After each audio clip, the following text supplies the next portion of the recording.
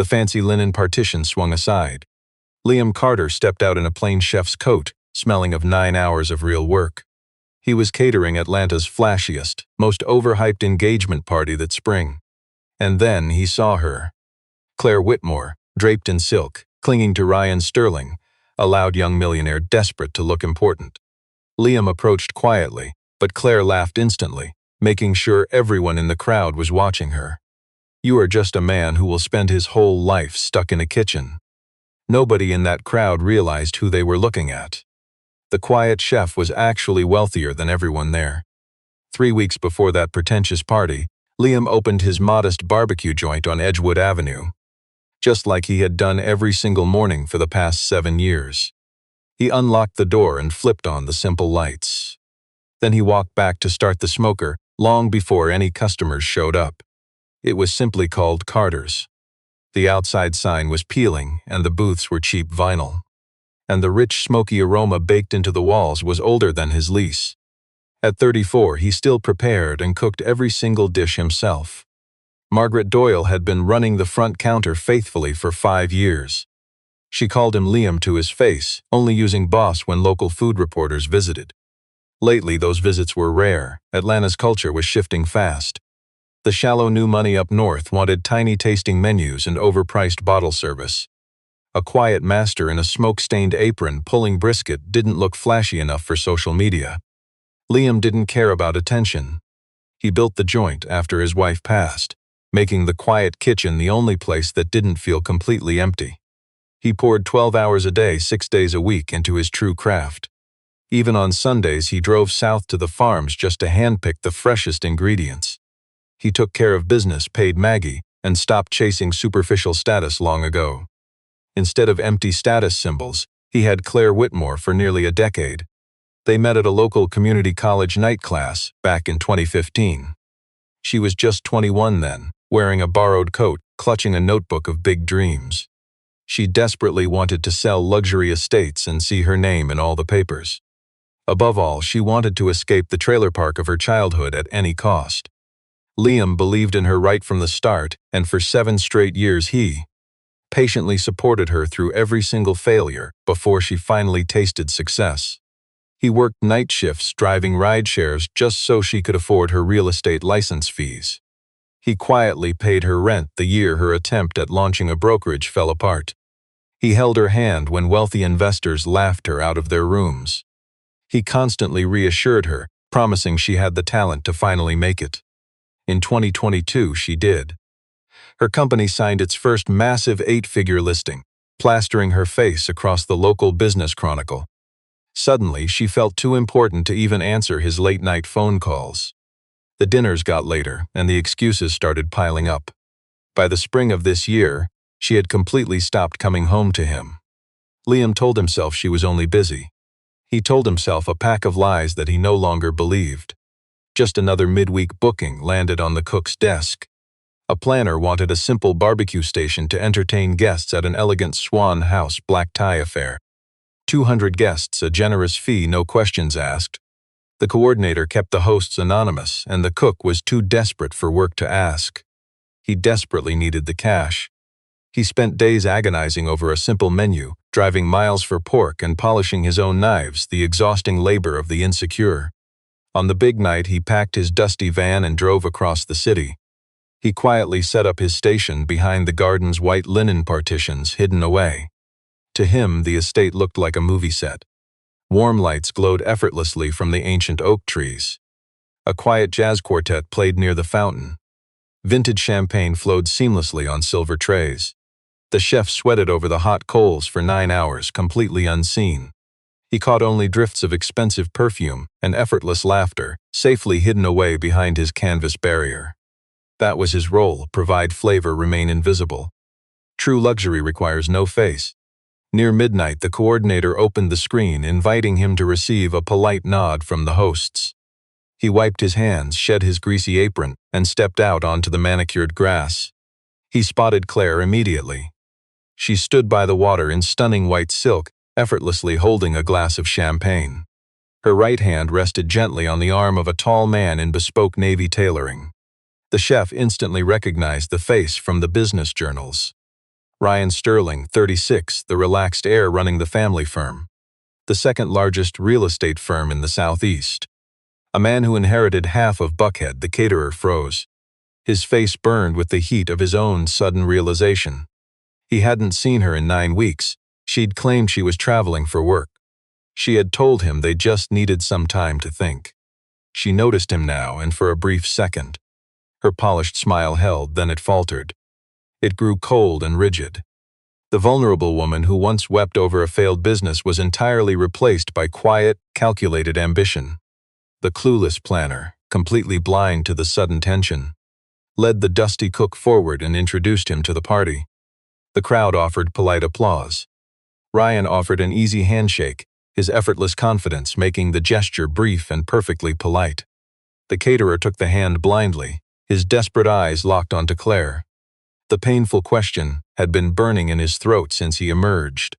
He couldn't help himself. "Fiancé?" he asked. The quiet garden suddenly fell into an awkward silence. Nearby guests turned to stare.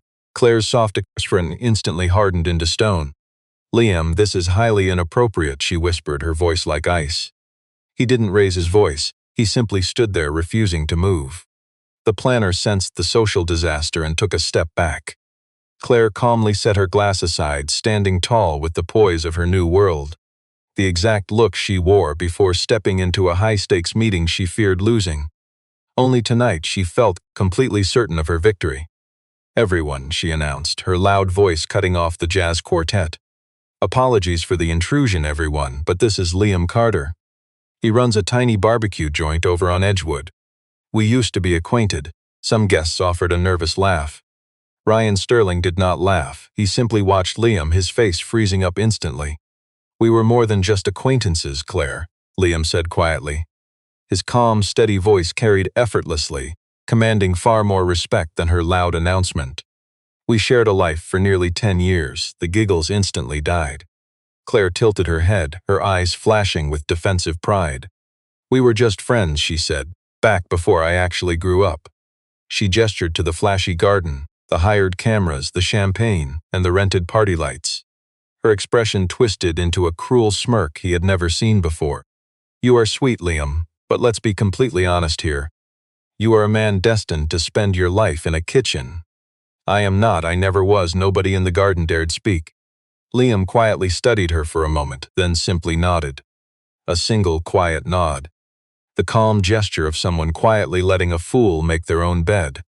He turned and walked away, completely unfazed by their pathetic little circus. He removed his work apron and folded it with absolute calm. He quietly instructed his assistant to finish up, got into his van, and drove home. It was nearly 1 o'clock in the morning when he arrived. The porch light was on. His kitchen still smelled of the rich morning coffee he had left behind. He sat in the darkness, needing no artificial lights to see clearly. He simply stared at the wall, untouched by her malice. He had already left those petty emotions behind on the dark highway. The phone rang at 1:17. It was a Boston area code. The caller identified himself as Daniel Hayes, the personal attorney representing the massive estate of Walter Carter. Liam could not quite place the name at first. Walter Carter was just a fleeting memory from one childhood holiday. Back in 1996, a tall, quiet man had gifted him a simple pocket knife and vanished, slipping into an understated Blacktown car before dinner. Walter was his father's estranged older brother. He had severed all family ties after a quiet, private dispute that Liam never learned the details of. He had retreated north, transforming over decades of quiet mystery into a legendary figure. The attorney spoke with measured precision. He explained that Walter had passed away 3 days ago after a quiet illness, and that Walter had designated his quiet nephew, Liam of Atlanta, as the sole heir to his vast empire.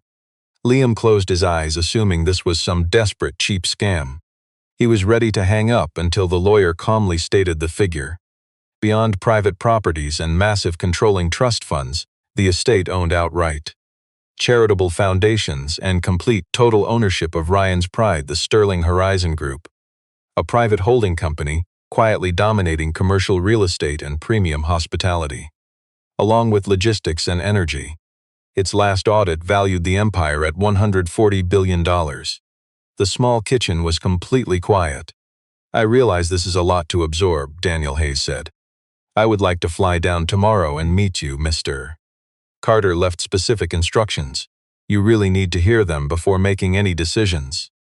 Liam quietly agreed, hung up, and sat at the table for another hour before standing. The attorney arrived the next day, dressed in an understated charcoal suit and carrying a simple leather case. They sat in the back booth of the diner after the lunch crowd left. Maggie brought over their coffee and wisely kept her distance. Daniel opened his case, arranged 3 files, and placed a single sealed letter on top. "Before we discuss your fortune," he said, "your uncle wanted me to read you this. He penned this himself 6 months ago, knowing his time on Earth was running out." He broke the seal and read the brief, elegant letter aloud. Walter wrote that he had quietly watched over his nephew for many years. He admitted he never truly found his own peace with the massive empire he built, because that loud, demanding world cost him everything of actual value. So he was leaving the entire inheritance to Liam because his nephew, out of all the Carters, had lived simply and kept his kindness. But there was a condition: Liam would have 90 days. For those 90 days, he would step in as chairman of Sterling Horizon. He would hold total executive power, complete control over every single account, property, and major contract, free to wield them as he pleased. But if at any point during those 90 days he used his wealth to humiliate, crush, or seek petty revenge on anyone, the entire fortune would be stripped away. Every single asset would transfer to his uncle's foundations, and Liam would be left with absolutely nothing. Daniel Hayes would judge his character, acting as executor based on his quiet dignity rather than business results. The letter was crystal clear on that. Walter did not care about deals, mergers, or flashy expansions. He only cared if the boy who was humble when poor stayed humble when wealthy. Daniel quietly folded the paper and studied Liam across the table. "You do not have to decide tonight," he said. "But the clock ticks the moment you sign." Liam looked down at his hands. His hands were still red from working the hot grill. He remembered Claire's expression in the garden, the way her smile had grown cold and dismissive. He remembered the petty laughter that suddenly cut short. He thought of $140 billion and the effortless power 90 days of that leverage would bring. Liam gently pushed the contract aside and told Daniel he would sign everything at the Four Seasons in the morning. The 90 days began one quiet Wednesday morning in late April. Liam calmly signed the papers in Daniel's quiet suite at the Atlanta Four Seasons. By the time he stepped back into the elevator, he was the quiet chairman of 40,000 employees on 3 continents. Daniel handed him a plain black phone and an unmarked envelope containing the access codes. He said the company plane was waiting at DeKalb Peachtree. The first board meeting was tomorrow morning, and after that, Liam was entirely on his own. The 90-day countdown would be silent. Daniel would quietly observe. Liam went home first. He packed 2 cheap suits he bought for funerals, a worn duffel bag, and the simple pocket knife his uncle gave him as a child. At 5 in the morning, he drove to Carter's and opened the back door, and walked through that quiet, empty kitchen one last time. Maggie arrived at 6 and found him sitting at the counter in his suit. He simply told her he had to go out of town for a while.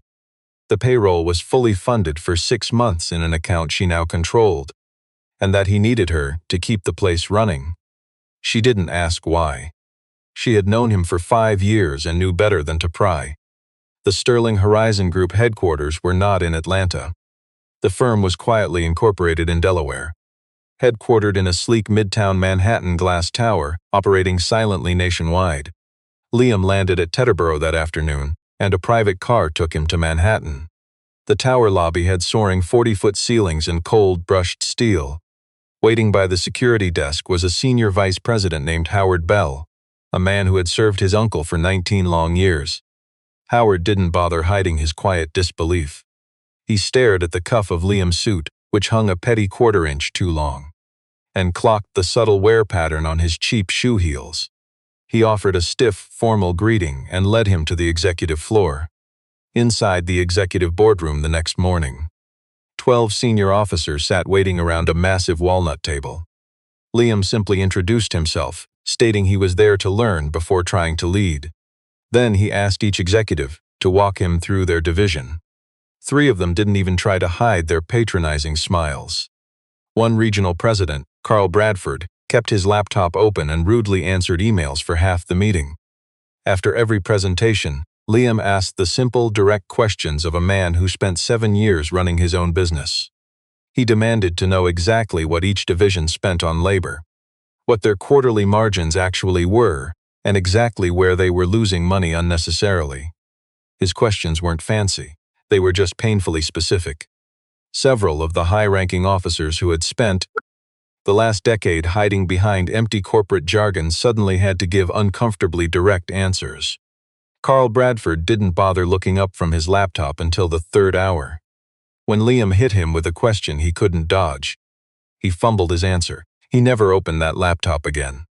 By the end of that first week, 2 insecure division heads quietly leaked to Wall Street reporters that the new chairman was, to quote one anonymous insider, a backwoods country cook who couldn't read a balance sheet if it was printed on a menu. The cheap rumor hit the gossip columns the next morning. Liam casually read it in his town car while heading to a Houston closing. He didn't waste breath responding. He went to the closing, listened quietly for 2 hours, and asked 4 sharp questions no lawyer had even considered. Then he signed the deal at $3 million below the asking price. Sitting beside him in the car afterward, Howard Bell kept completely silent. But he stopped smiling, staring quietly at the expensive cuff of Liam's suit. Over the following weeks, Liam kept a strict routine, no matter what city he was working in. He woke at 5 a.m. He studied the previous day's closing reports well before sunrise. He took every meeting where the people across the table thought they knew more than he did, and he let them think so, at least until his 3rd or 4th devastating question. He fired no one that first month, he promoted no one, he simply listened. Howard Bell, who had watched 2 interim chairmen come and go before Liam, actually started taking notes in meetings Liam ran. He had not done that for a single soul since Walter, back in Atlanta. Meanwhile, Claire Whitmore and Ryan Sterling were everywhere. Their faces plastered the May cover of Atlanta magazine, under the headline, "The New Aristocracy." The article bragged about their wedding plans and their massive Buckhead estate, along with the lavish charity gala they were hosting in June. The spread featured a photo of Claire in a cream blazer, laughing at something Ryan had said, with the shining city skyline framed behind them. Inside the cover story, Ryan was asked about his deep commitment to the local community. He spoke grandly about wanting to bring a higher standard of living to a southern city he claimed had been held back for too long by a certain kind of small thinking and narrow ambition. Claire eagerly agreed beside him. She claimed she grew up around that petty mindset and spent her entire career trying to escape it. The article never mentioned Liam by name. Frankly, it did not have to. 3 days after publication, a video from their engagement party leaked online. Someone had caught the moment on a phone, filming from behind a fountain. The caption read, "Real estate queen puts her barbecue boyfriend in his place." It racked up 2 million views in just 48 hours. The comment section praised Claire, calling her honest, brave, and highly ambitious. Liam, sitting high in his Manhattan glass tower, watched the clip exactly once late at night with the dark city sprawling outside his window. Then he placed his phone face down on the desk and quietly returned to analyzing a quarterly report. He did not call her, he did not call anyone, he just worked. The major press conference arrived 6 weeks into his 90 days. It was a massive industry event at the World Congress Center, hosted by the Southeast Commercial Real Estate Association. The precise kind of gathering where top developers announced their next major moves while the financial press flew down from New York to listen. Ryan Sterling himself was scheduled to deliver the keynote. He planned to announce a $1.2 billion mixed-use development on the city's west side, a massive project his family firm had spent 2 years quietly assembling. Claire sat in the 3rd row, watching the stage as the lights came up. She wore a dark green dress, flashing that loud diamond Ryan bought to prove his status. The moderator, the association's director, stepped up to the podium to introduce the keynote speaker. But she hesitated first. She wanted to briefly welcome a quiet new power player to the regional market. A low-profile man, whose firm had quietly bought up the most commercial real estate in the Southeast over the last 10 years, quietly taking over as the new chairman. She called his name, asking this quiet giant to stand. Way in the back, without any fuss, Liam stood up. In a perfectly tailored charcoal suit, he walked calmly to the front. Claire did not even notice him until he was halfway down the aisle. When she realized, her hand gripped her program so hard the thick paper crumpled in half. He did not even look at her as he passed by. He stepped onto the stage, calmly shook hands, and turned to face the crowd. The moderator announced his title, Chairman of Sterling Horizon Group. The room went silent. The financial press in the back recognized the name instantly. Sterling Horizon had been a silent, massive giant for decades. It was owned by an elusive man whom almost nobody had met, with a real estate portfolio so massive it owned the buildings Ryan's flashy company rented. The two businesses had zero connection. Their shared name was just a coincidence that had deeply embarrassed Ryan's father once at a charity gala, never to be mentioned again. Liam thanked her, speaking briefly because a man of true wealth only needs to listen.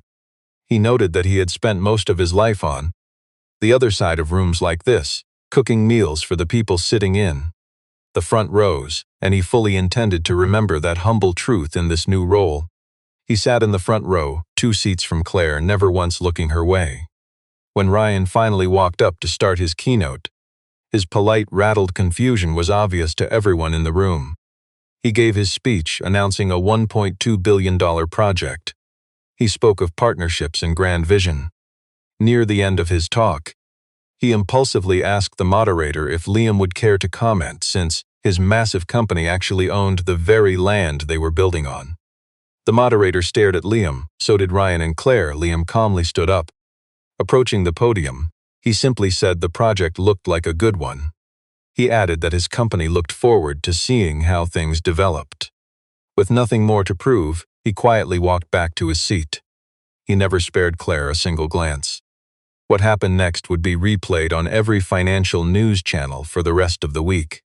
The truly powerful players in the room watched him with deep respect as he sat. 2 elites who had always ignored Ryan stood up immediately to shake Liam's hand. Then 3 more stood up, followed by an entire row. Within a minute, half the room was standing in respect. Ryan stood frozen at the podium while Claire sat absolutely paralyzed.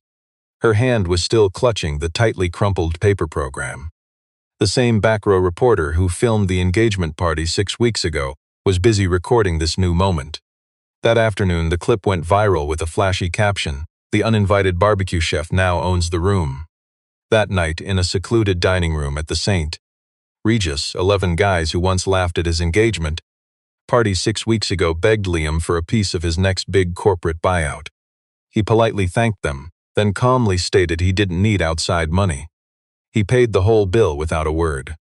After that, the empty praise flowed in waves. Exclusive club invites he had never even heard of arrived daily. Desperate letters offering him prestigious board seats. A senator from Tennessee personally called to sing his praises. Claire's mother, who sneered at him during a Christmas dinner in 2017, insisting her daughter would never marry down, mailed a handwritten card begging him to come for brunch. Liam ignored every single one. He kept working, studying the business. And deep down, he enjoyed the heavy silence that instantly fell over rooms the moment he walked in. It took Howard Bell to speak up while they drove back from a site visit in Charleston. Howard had worked for Walter 19 years without actually liking the man. He quietly remarked, without looking over, that the last 6 weeks were his easiest ever at the firm because Liam still listened and hadn't started believing the fake praise people threw his way. He warned that once Liam believed the hype, he'd lose this empire faster than he inherited it. Liam stayed silent. He let those wise words echo in his mind all night. Ryan Sterling didn't call, he dug for dirt. He hired a top New York firm to dig up a massive file on Liam Carter. The file was thin, widower, small business owner. No record, no political donations. No link to Walter Carter at all, except for one brief Christmas visit. The investigators flagged one thing. The massive West Side development relied on 3 specific land parcels, and 2 of those lots belonged to subsidiaries of Sterling Horizon Group. Without those properties, the entire project was dead. Without that deal, the Sterling Group's debt, which relied completely on the development's future profits, would disintegrate within 90 days. Ryan read the warning twice. By the second reading, he realized this quiet chef could destroy his family empire with a single phone call. He hid it from Claire. Instead, he lied, saying there were just minor funding hiccups to adjust and that everything was perfectly fine. She didn't push. Her mind had been elsewhere for weeks. Even her assistant caught her staring at his press conference video on her phone from the back of cars. She hadn't slept properly in 23 days. On the 73rd day, Claire marched into his Manhattan high-rise without calling ahead. She gave her name to security downstairs, asking if she could see the quiet new chairman. Liam was in his office when the receptionist called. Miss Whitmore was downstairs waiting for an audience. He sat at his desk in quiet reflection before finally telling the receptionist to send her up. She walked into his office, wrapped tightly in a black coat. Her hair was down and her finger was completely bare. She stood in the center of the room, looking at him across the desk. She quietly admitted she had been entirely wrong. She claimed she was afraid and that her fear had made her cruel. She claimed she had spent every single day since her engagement party trying to forget her cruel words in that garden.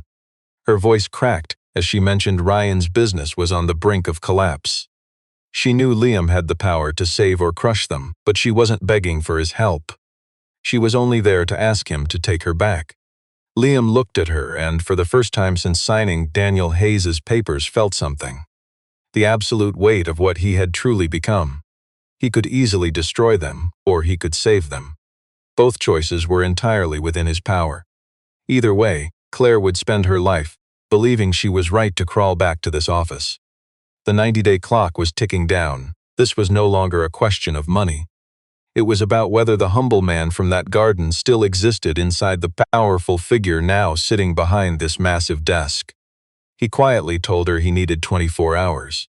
She nodded, then quietly left. He sat alone in his office until the city lights flickered on in the darkness. Liam did not get any sleep that night. He stayed in his office until the morning sky shifted from black to gray. He pictured Claire's desperate face when she begged him to take her back, and how she had not bothered to ask him anything else.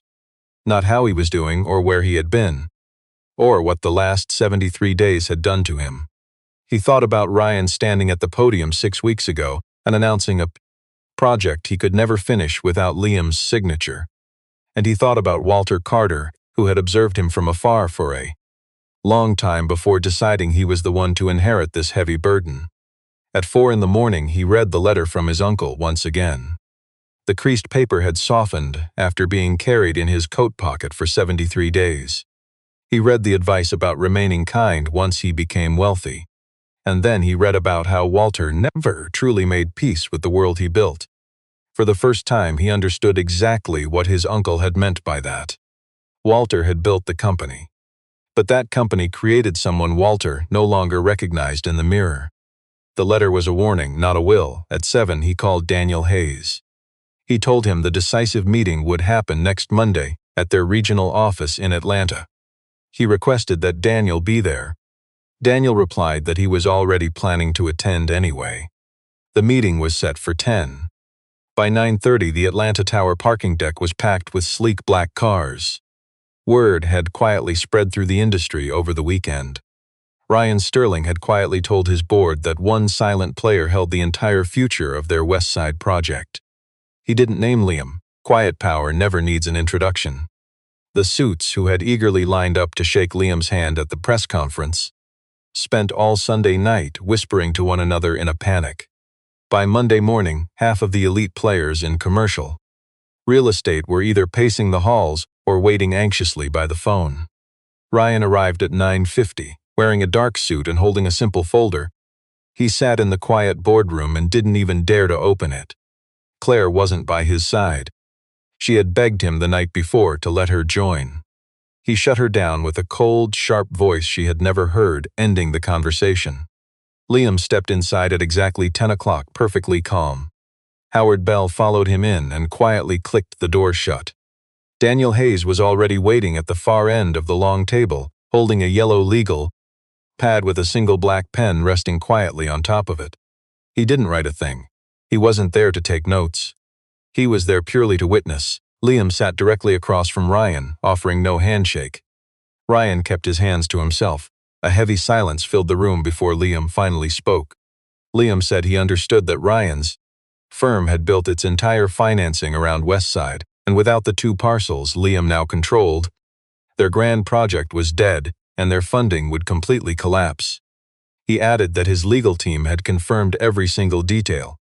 He could wipe out the entire Sterling empire in the few seconds it took to sign a single piece of paper. Ryan did not argue, he simply nodded his head. With a surprisingly steady voice, Ryan admitted that he understood his leverage was completely gone. He wasn't there to argue over things he couldn't change. He had simply come to hear what Liam decided to do next. Liam studied the desperate man across from him for a long moment. He remembered the garden, Claire's cold smile, and how quickly their mocking laughter had died out. He thought of Ryan lecturing a crowd about small ambitions, trying so hard to prove his worth.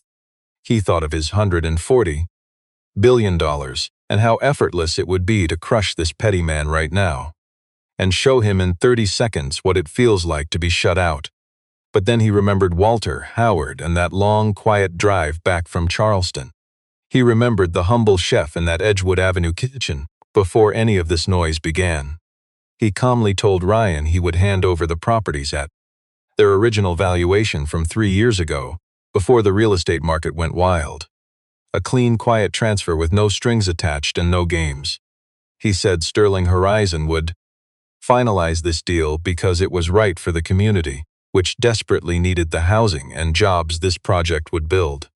He made it clear this was never a favor to Ryan. In fact, Ryan did not factor into his decision at all. Ryan was completely beneath his concern. He then added that once this deal closed, Sterling Horizon would never do business with Ryan or his group again. It was no threat, just a quiet, absolute fact. He handed it over like a man returning borrowed goods before walking away for good. Ryan stood frozen, unable to process his defeat. When he finally spoke, his voice cracked with defeat, quietly admitting he understood the situation. He confessed he would have been far more ruthless had their positions been reversed. He offered Liam an apology, speaking with the hollow tone of someone who still has no idea how much damage he actually caused. Once Ryan exited, Howard Bell remained quietly by the office door. He had watched the whole exchange in complete silence. In the heavy silence, Howard admitted he had possessed some initial doubts. He had questioned what kind of leader he was truly serving. Now he was certain. True power, however, required no reply from Liam. Liam stood by the glass, calmly watching the black luxury sedan slowly exit the concrete parking structure down below. Ryan walked out into the corridor and never hesitated once until he reached the waiting elevator. Claire stood waiting by the window at the far end of the hallway. She actually showed up. Defeated, Ryan marched right past without making eye contact.